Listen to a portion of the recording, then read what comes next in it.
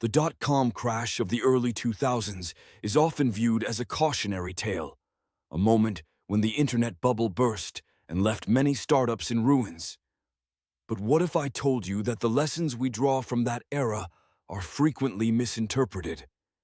In Peter Thiel's book, Zero to One, he outlines four critical lessons that can help us navigate the startup landscape more wisely.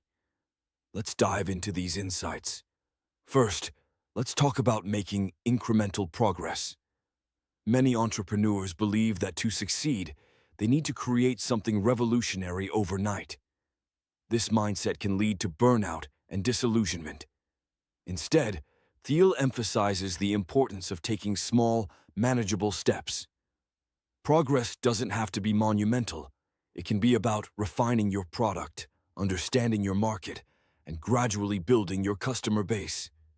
Think of it as laying bricks to construct a solid foundation rather than trying to erect a skyscraper in a day. Next, we have the idea of dominating rather than competing. In the dot-com era, many startups were fixated on outpacing their rivals. These were often leading to a race to the bottom in terms of pricing and quality. Thiel argues that true success comes from creating a monopoly in your niche.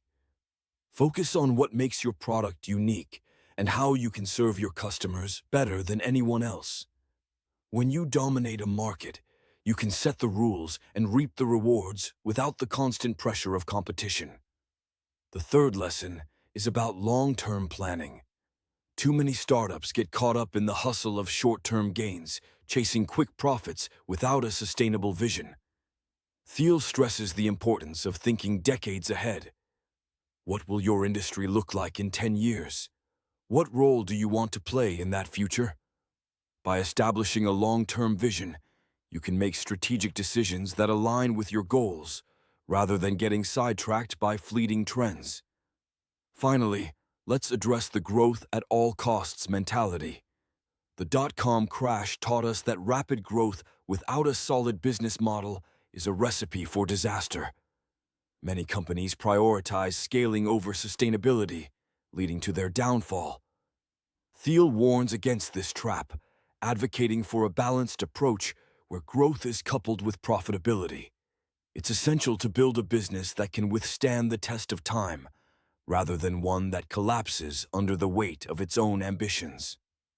In summary, the lessons from the dot-com crash are not just historical footnotes. They are vital reminders for today's entrepreneurs.